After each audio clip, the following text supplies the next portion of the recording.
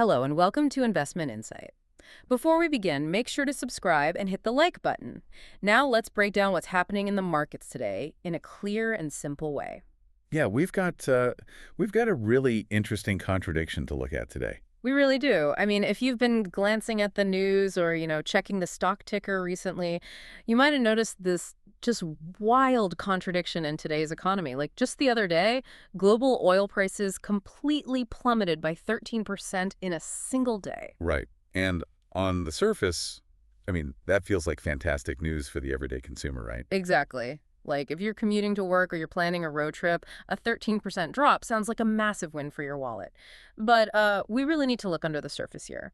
Because while those numbers are flashing green, there's this totally new kind of risk that's brewing. A risk that is, quite frankly, structurally dangerous. Yeah, one that could quietly drive up inflation for all of us. And that's exactly our mission for this deep dive. Based on recent data, we're going to explore how drone strikes happening thousands of miles away in Russia are totally reshaping global energy markets. And we'll look at why a recent, highly publicized political announcement from President Trump might actually be, masking a much bigger economic threat. Right. And most importantly, we're going to break down what this all actually means for you, the everyday American who is just trying to understand the economy, pay the bills, and maybe, secure a mortgage. But before we get into the actual mechanics of this, I think it is worth establishing some ground rules for today's discussion. Oh, yes, absolutely. Just a quick note for you guys listening. According to the research, today's sources touch on some highly charged political figures, including President Trump, and ongoing global conflicts, like the war between Russia and Ukraine. Right. And we aren't here to endorse any political viewpoints or, take sides on any of that. Exactly. Our mission is purely to impartially break down the data and the market impacts that are presented in the research. We're just looking at the economics. And if you dig into that market data, we are witnessing a fundamental shift in how global supply chains operate. It's changing how risk is priced into the things we buy every single day. So let's figure out where this hidden fragility is coming from. Because when we think about oil and gas, as Americans, we are basically conditioned to look at the Middle East. Oh, 100%. The Strait of Hormuz, Saudi Arabia. Yeah, the Gulf. We watch all of that. But the data tells us that to understand what's actually happening right now, we have to look all the way up to the Baltic Sea. And that geographic pivot is exactly what the broader market is really struggling to fully digest right now. Because the historical risk map for global energy just got significantly larger. Much larger. Because the numbers we're looking at today show that Ukraine has successfully targeted Russian energy infrastructure, like deep inside Russian territory. We are talking about major oil export hubs on the Baltic Sea, right? Yeah, specifically the ports of Primorsk and Ust-Luga. And they've also hit refineries further inland in a region called Ufa. Okay, we need to put the scale of this into perspective because Primorsk isn't just like a small regional dock. No, not at all. It handles over 1 million barrels of oil every single day. 1 million barrels. A day, yeah. It basically functions as the primary Western export window for Russian crude and, importantly, high-quality diesel. Losing that kind of volume, even temporarily, that changes the mechanics of global oil flow entirely. It does. And while the operational data shows that Ust-Luga managed to, resume activity relatively quickly after being targeted, Right. Primorsk remained completely halted. Wow. And what really stands out to me in the technical breakdowns is that this isn't just isolated to oil pipes and storage tanks. These strikes are bleeding over into civilian infrastructure, too. Yeah, the Pulkovo airport. Exactly, the Pulkovo airport in St. Petersburg. The data shows it faced multiple flight cancellations and delays due to all this drone activity. Which really highlights a deliberate shift in strategy here. The objective isn't just to, score tactical military points on a battlefield somewhere. Right, it's bigger than that. By shutting down an airport in a major hub like St. Petersburg, you bring the actual economic friction of war directly to core Russian cities. It's all about degrading cash flow and their ability to fund the war. Let me try to put this in everyday terms. It's like, imagine you run a massive nationwide delivery business right here in the U.S. Okay. And you're already dealing with this massive hurricane that has completely shut down your main shipping routes in the Gulf of Mexico. Right, which represents the Middle East conflict in this scenario. Exactly. So you're stressed, but you're thinking, okay, I have a backup plan. But then, out of nowhere, a highly targeted cyber attack shuts down your massive backup warehouses in the Midwest. That's Russia. That is a great way to visualize the dual front pressure. Right. Suddenly, your entire supply chain isn't just delayed, it is in absolute jeopardy. You have fires to put out everywhere. Yeah, but I will say, the physical reality of this situation is actually much worse than a cyber attack. Wait, really? How so? Well, because a cyber attack can often be, mitigated, patched, and rebooted in a matter of days or weeks. Physical drone damage to a million-barrel-a-day port, that takes months of specialized steelwork. Oh, wow. Yeah, engineering rare replacement parts to repair. And the thing is, the global energy market has spent decades building its risk models around Middle Eastern conflicts. So if something flares up in the Strait of Hormuz, the market has a standard playbook for how to price that in. Exactly. But losing a massive port in the Baltic Sea, that is not in the playbook. The geographic risk is no longer confined to the deserts and straits of the Middle East. It's metastasized. Yes. It has spread to areas the market previously considered relatively safe for transit. Which brings up a massive contradiction here, and this is what I really want to unpack. If the global oil supply is facing these unprecedented dual physical threats, why on earth did oil prices just experience a massive 13% drop? It's the ultimate collision of algorithmic trading and political theater. Because I have to assume this isn't just a bunch of guys on a trading floor screaming sell because they genuinely think the physical danger has magically passed. No, you're absolutely right to be skeptical of the human element there. Okay, so let's look at the specific political headline that triggered this. Based on recent analysis, President Trump announced a 5-day pause on any attacks targeting Iran's power grid and energy infrastructure. Right, and he publicly claimed that highly productive talks had taken place. So how does that headline translate into a 13% price crash overnight? Well, in the modern world of commodities trading, the vast majority of trades aren't executed by humans at all.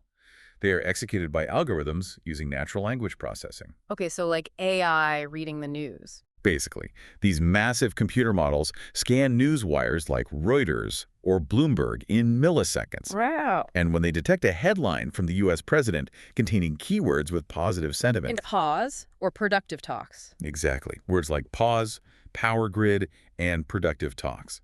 The algorithms instantly calculate a reduction in geopolitical risk. So the computers are literally programmed to sell off the risk premium the exact second they read a positive headline, completely divorced from what's actually happening on the ground. Yeah, it's the mechanism. I mean, an algorithm doesn't care if a port in the Baltic Sea is still literally on fire. Right. It just sees the keywords. It sees a signal indicating a de-escalation in the Middle East, and it triggers an avalanche of sell orders. That algorithmic cascade is what caused Brent crude, which is the major global benchmark for oil prices, to plummet over 13% so rapidly. But the data tells a totally different story behind the scenes regarding those so-called productive talks. It really does. According to the research, Iran explicitly denied that any direct talks with the U.S. even happened. Their parliament speaker actually came out and called the whole thing fake news for market manipulation. Yeah, the contradiction between the headline and the diplomatic reality is incredibly stark. So the algorithmic traders basically drank a giant cup of coffee based on a single political headline. And they just completely ignored the fact that Iran is denying the talks and the underlying physical supply infrastructure in Russia is literally still smoking. It's a sugar rush. Exactly. The market is just reacting to a sugar rush of good news. And that reflects a temporary ceasefire hope that got instantly priced into the market. It does not reflect actual physical supply restoration. Which is what actually matters. Right. As analysts, we have to impartially look at the data, regardless of the political messaging from any side. And the data shows a deep, deep disconnect between the trading screens and the physical pipelines. So if that 13% drop is just a mirage, what are the actual heavy hitters in the financial world predicting for the long term? Well, the major financial institutions are seeing right through the sugar rush. If you look at the recent forecasts, Goldman Sachs actually raised their 2026 average forecast for Brent crude to $85 a barrel. Wait, they raised it? They raised it. And for the immediate term, like March and April, they pushed their worst-case scenario up to $110. Up to 110? That completely contradicts the recent price drop. Why are they projecting such a high floor? Because Goldman Sachs's analysts are looking at the prolonged physical risk. They are factoring in the persistent danger in the Middle East, combined with major economic powers strategically stockpiling oil.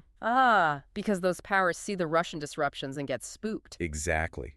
When countries hoard oil for national security, it removes supply from the open market. And that physical scarcity means the absolute lowest price oil can fundamentally drop to the floor remains very high, no matter what a political headline says on any given Tuesday. The algorithms buy the rumor, but the physical supply chain pays the actual bill. That's a great way to put it. So let's bring this home to the everyday listener. We've got a temporary price drop at the gas pump thanks to a political headline, but the physical reality points to a long-term risk. Yes. What does this geographic spread of supply chain chaos actually mean for an American's wallet and the broader U.S. economy? It means we are going to start paying for complex logistical mechanisms that we never normally think about. Like what? Well, because the risk map is spreading, the global maritime industry has to recalculate entirely new layers of cost. And the most immediate impact is on shipping insurance, specifically what they call war risk premiums. War risk premiums. How exactly do underwriters even calculate that? Do they just look at a map and guess how dangerous a body of water is? No, it's highly systematic. Insurance syndicates in places like London use dynamic risk zones. If a drone strikes a facility even hundreds of kilometers inland. Like the UFO refineries. Exactly. Yeah. The underwriters instantly expand the risk radius for the entire adjacent body of water, like the Baltic Sea or the Black Sea. Oh, wow. So even if the water itself hasn't been attacked, the premium goes up. Yep. A ship moving through those waters suddenly has to pay hundreds of thousands, sometimes millions of dollars in additional premium for a single voyage, just in case they're hit by collateral damage. So it's like if my neighborhood suddenly has a string of break-ins, even if my specific house is totally fine and hasn't been robbed, my home insurance premium is still going to go up. Right, because the geographic risk profile changed. Is the global shipping market basically just jacking up the insurance premiums for everyone right now? Yeah, the neighborhood analogy captures the shared risk perfectly. But the scale of the macroeconomic impact is what makes this so dangerous. Because it's not just a few $100. Exactly. A neighborhood premium increase might cost a homeowner a few $100s a year. In maritime shipping, we are talking about massive spikes that fundamentally alter the profitability of moving goods. So, to avoid those insurance spikes, shipping companies reroute their giant cargo ships. Right, they just sail an extra 2,000 miles around a conflict zone to avoid the drone risk entirely. And those detours require massive amounts of additional diesel fuel, not to mention time and crew costs. Yeah. That causes soaring freight rates. And that cost just gets passed on to us. Always. This doesn't just affect the gasoline you put in your car, it impacts the diesel that runs the trucks delivering groceries to your local supermarket. It impacts the base industrial costs of manufacturing almost everything.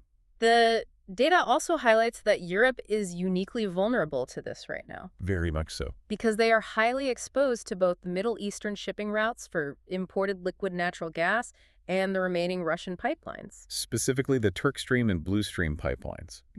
Europe relies heavily on those to keep the lights on. And the research mentions that the compressor stations supporting those pipelines were specifically targeted.